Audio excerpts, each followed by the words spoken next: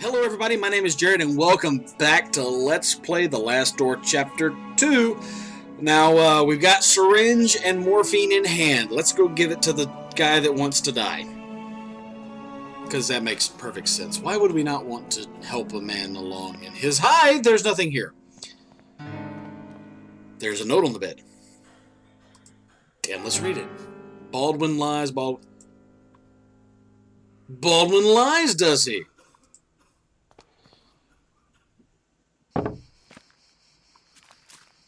Noises coming from inside the coffin. What the hell?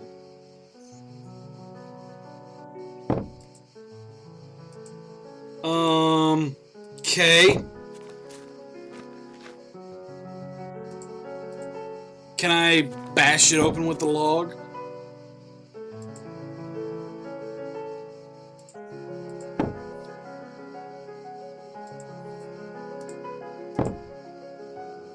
Okay. So what do I do? Where's Baldwin? Where did he go? Is there nothing in here?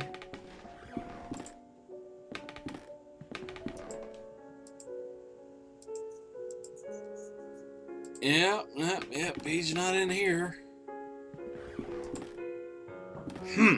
Okay. A lot of crucifixes. Do I need to inject the lady? Are you awake now? Uneasy, fitful sleeps?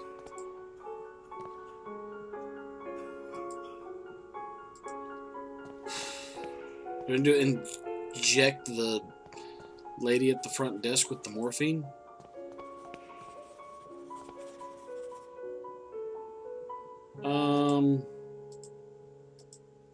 Yeah, that does me no good. Okay, thank you. Have a nice day.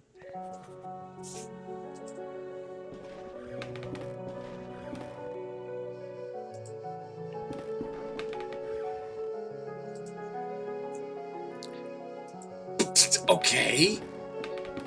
And? From this vantage, I can see the rooftops of Aberdeen. Beyond that, copse of trees. Aberdeen.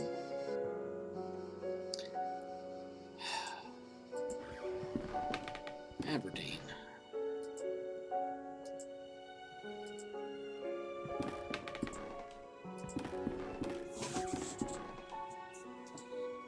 Can I use the needle? Can I use the coin? And I still can't use the log. Okay.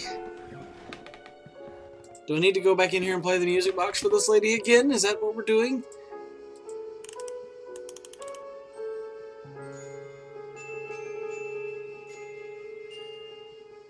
No?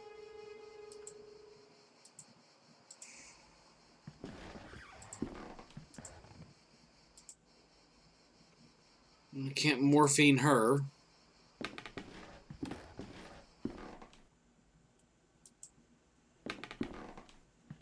I'm at a loss. Do I need to morphine you? No. Maybe there's something else out. Hi! Mr. Man. I'll let you get back to your work, Susie and Rosewood Ball. I'll leave you to your work. Have a nice evening. What do we got here?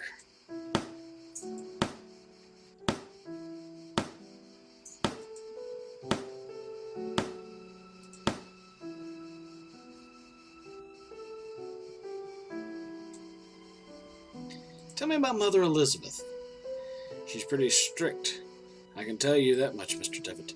Don't think she very much likes me either. Okay, tell me about this place. Well, the construction of this building was ordered by an Episcopal Bishop of Aberdeen in 1805. Tell me about that guy. Tell me about Aberdeen. There's a place where I was born and raised. One of the biggest cities in Scotland. If you look there towards the northeast, you'll see the King's Chapel Towers. Thank you. Okay. Boy, you seem a bit distracted, Mr. Devitt. Don't worry about it. I'll leave you back to your work. Have a nice evening. Yay, I've got a nail tool. I could just, like, drug him and take his hammer? I guess not. Let's see what's in the coffin.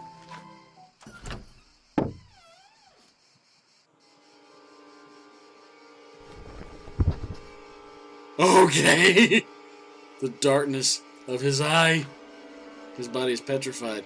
He has a look of sheer terror in his eyes. Oh my God, but what has happened? Talk to me. Mother Elizabeth is trying to make him come to his senses. Okay.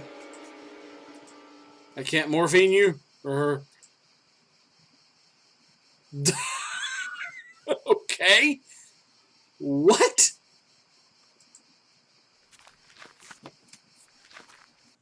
What? Okay. Where did the crazy caretaker man go?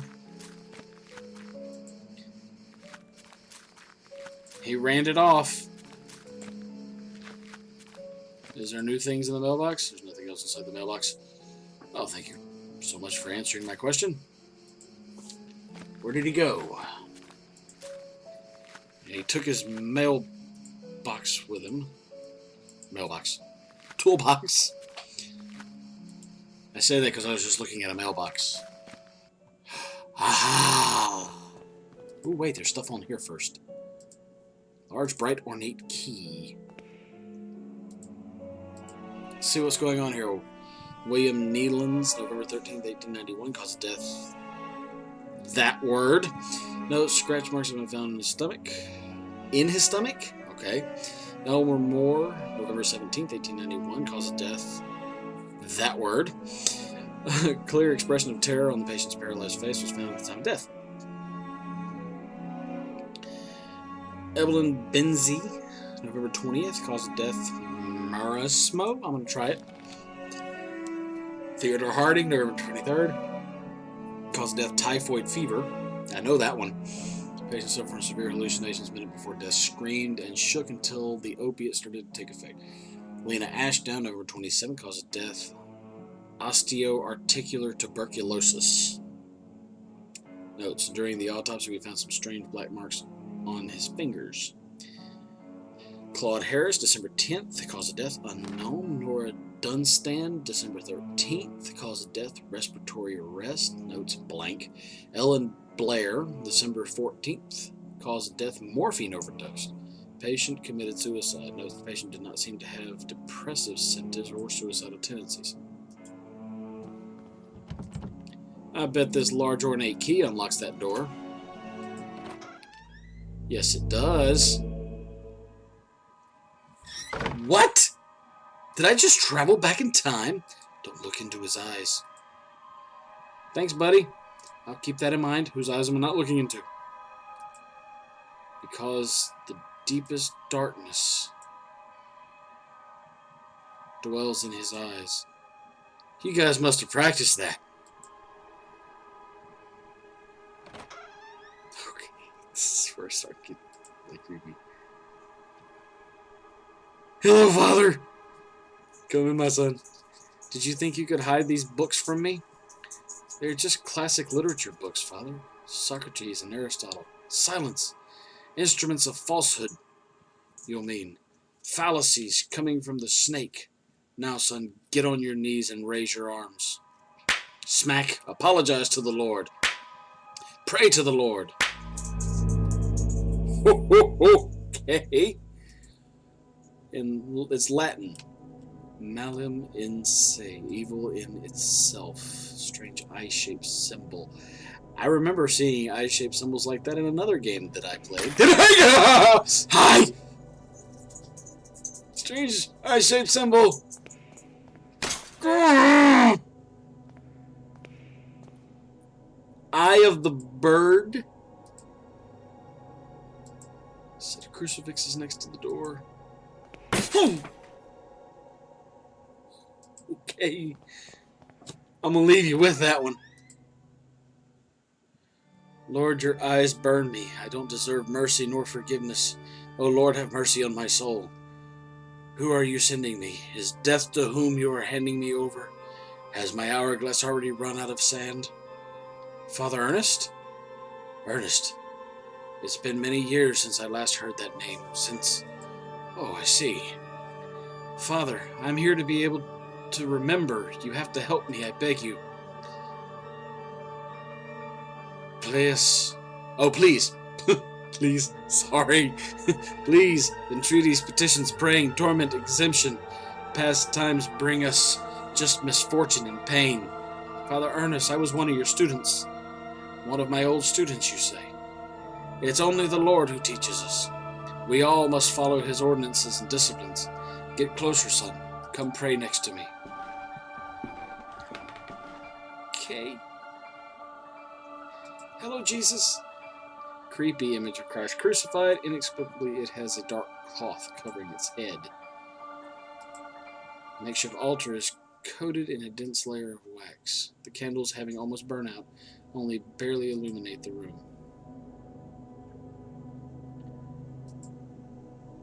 He has a large burn covering his eyes. He is completely blind. Despite of his decrepitude, extreme thinness, and paleness, I can still recognize Father Ernest. But he seems far away, like in another world. Do I morphine the priest? No. Of course not. Why would I morphine the priest? Glory be to the Father, and the Son, and the Holy Spirit. As it was in the beginning, is now, and ever shall be. Now, my son, tell the Lord which one is his voice. The sharp sword, the wise quill, or the delicate petal. Delicate petal. No, no, no, you're enveloped by sin. And now, my son, tell the Lord which is his holy path. The wise virtue, the endless blame, or the blessed penance? The blessed penance? No, no, your soul is embraced by the darkness. And now, my son, tell the Lord, who are you, the faceless pilgrim, the gate guard, or the lost seaman?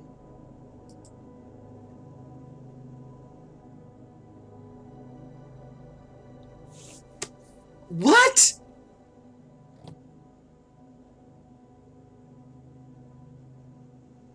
Faceless pilgrim. I don't know. There is no salvation of the Lord for your soul. Leave me alone. I have to purify my soul.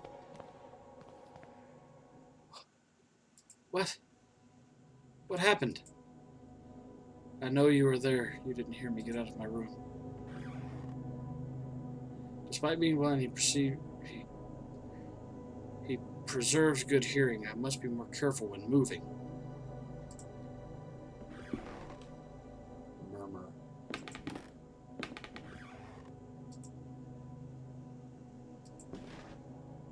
The four witnesses. Ah! Jeez. So I have to wait until he's moving.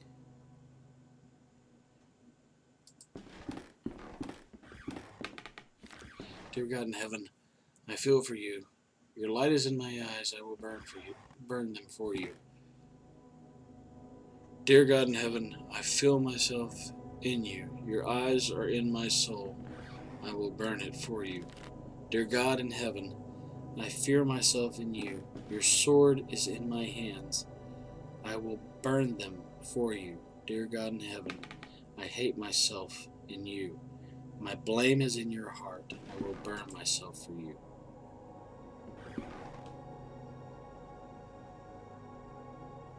Okay.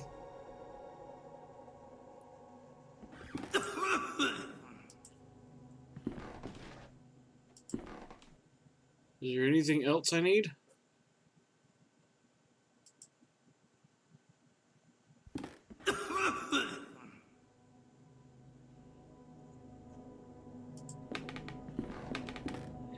Okay. I was going out the door anyway. Okay. What? I have a razor now. Not exactly sure why I need a razor. but I have one.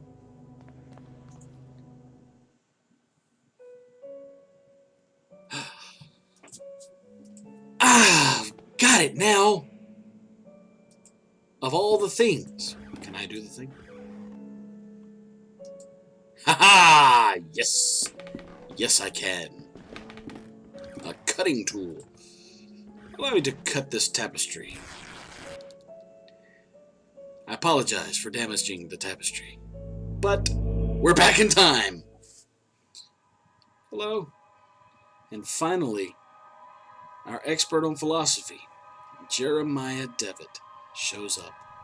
Where were you, my friend? We've been looking for you. Well, as I was saying, tonight is the perfect moment for our next meeting. But I suspect that someone outside our group is secretly surveilling us. Who is it, Anthony? My dear friends, it's Professor Glenn. Do you mean Father Ernest? Certainly. No doubt about it. Therefore, dear colleagues, I have decided to change the venue for tonight's meeting. Have you noticed the lounge behind the small door of the dining room? I have believed convenient to borrow the key for our necessities. You already know at 12 o'clock you'll find the door open, and I'll be inside the lounge. That's it, my dearest colleagues. Vedite Nikiske. Okay, yeah. Again, I don't know Latin all that well. I remember that in this furniture we used to keep some of our personal belongings. Now it's empty. Really? You mean to tell me you left this place and took your belongings with you? The walls are in complete disarray. I could probably punch through it if I tried. Let's save that for the next time we do stupid things. I remember that this is the bed where I used to sleep when I was a student here. Okay. We'll just take a nap right here. Mr. Rabbit was jumping through the forest in a warm spring afternoon. I can't take the candle. Hey, there's a thing. When going through a bush, Mr. Rabbit ran into Mr. Wolf, Mr. Vulture, and Mrs. Snake, who were having a heated argument. Okay. Mr. Rabbit, curious, asked them, "Dearest, why are you arguing in this beautiful and cheerful spring afternoon?"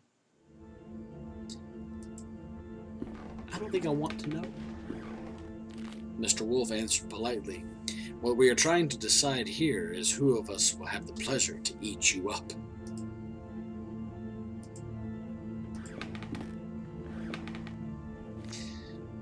Mr. Rabbit, really scared, said, "But I don't want to be eaten. I want to live."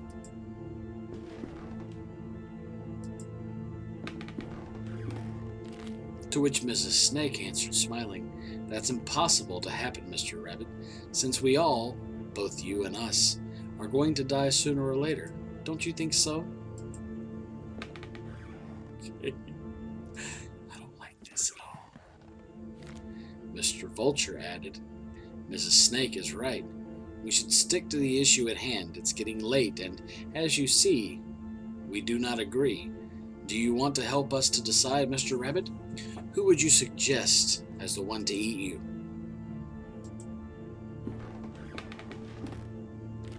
After thinking about it for a while, Mr. Rabbit came up with an idea and carefully said, "I got it. Why not to organize a race? The first who arrives to the forest clearing will have the privilege to eat me. No doubt Mr. Wolf can run at high speed, but Mr. Vulture can go flying and avoid any obstacle, and I'm sure that Mrs. Snake knows all the shortcuts within the forest. I guess the competition is balanced. What do you?" Is that a person? That looks like a person. That is a person. That's a people standing back there. Hi! The three predators agreed that it was fair, so they started the race and they quickly disappeared. Hi. You're creeping me out. Mr. Rabbit, happy to trick them, started running at high speeds in the opposite direction of the predators, who, eager to prove their worth, didn't realize the trick.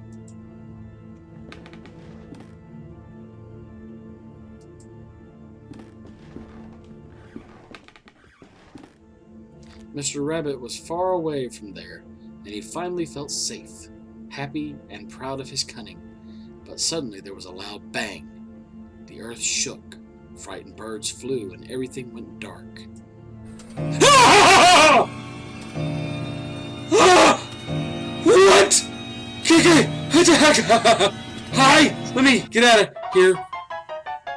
An impossible love. Okay. There's something I kept for myself for a long time. And the thing is that I love you. I have always loved you. Since the first time I saw you, since the first time I felt your frozen hands. Each time I move away from you, I miss your glassy, empty, dead eyes. Okay? I miss your rough hair, your gray skin, your stench. But our love just can't be. It's an impossible love.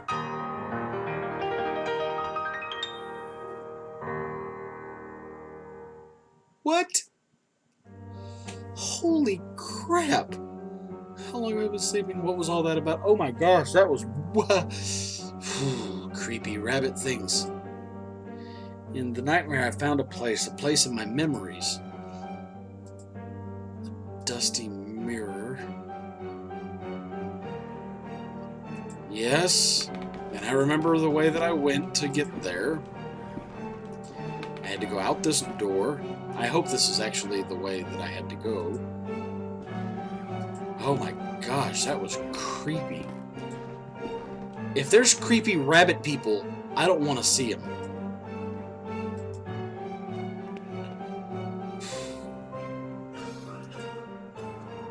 Okay, I remember all this.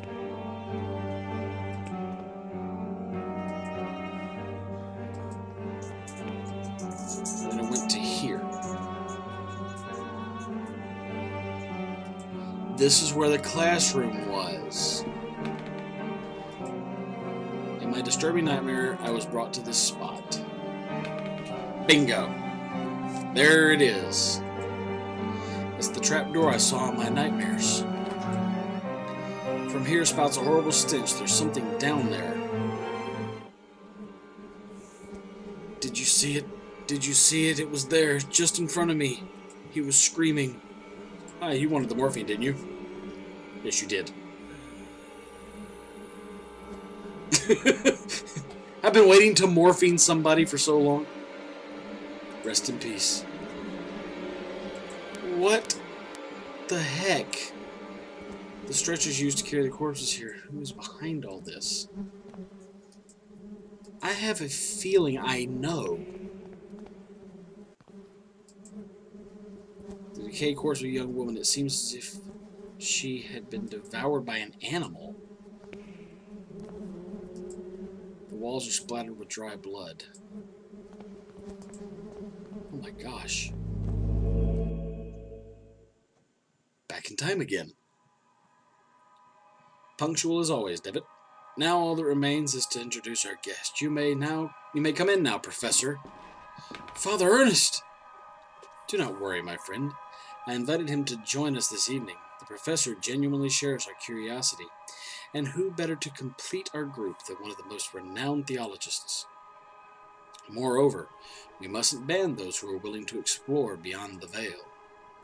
The moment we have long awaited has now arrived. Please, all of you take a seat, and we shall begin the procedure. Excuse me. Soon shall the door be open, and then may we finally see what lies beyond. Now I ask that you close your eyes. You will feel a momentary prick as I inject you with the serum. What? Okay. Okay. Hi, Father. Even after all these years, I have not forgotten your voice. You are the fourth witness. I remember now what happened. What is that we saw? The eye of the bird. Malum in se. What happened to us? What is it that we witnessed? You must tell me. You must make me understand what my mind cannot fathom. It was our curiosity that damned us. We opened that which should not be opened. In doing so, we shorn the veil that separated our world from his. In seeking wisdom, we were ourselves seen by the eye of the bird. The eye of the bird saw us. It remembers us. It looks for us. It calls us from its dark nest, from its abominable lair. All these years I have attempted to return to it, but I have no strength left. These poor wretched creatures are too fragile. They lack the sight to return. Not one of them has returned. Only us, the four witnesses. Who are the other two? Where are they? They disappeared as you did. I haven't heard from any of you, but I was seized by curiosity. It absconded with my faith and deprived me of sanity. O Lord, forgive me, for I have sinned. Nothing remains. All that is left is surrender. Surrender to him. Gravely have we sinned, and now our only absolution is to burn in the flames. Okay, Malum. In say. Okay. He set himself on fire. And I got taken out by the caretaker. Okay.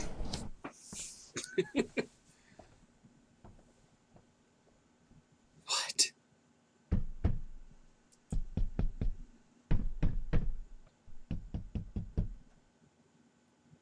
He just nailed me into a coffin. Or nailed me inside a coffin. And he's burying me alive.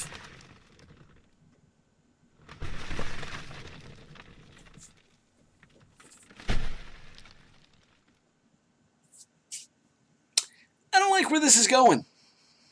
I really don't. Like I'm bursting forth out of the grave.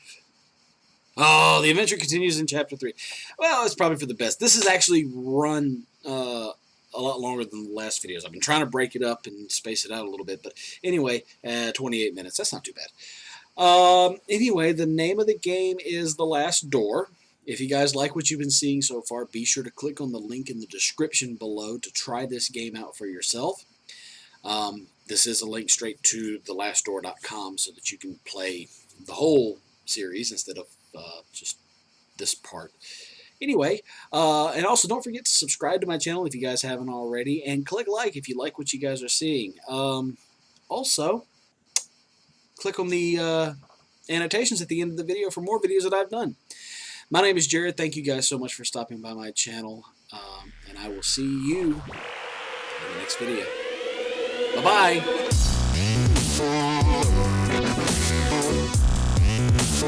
See, okay. I'm trying to,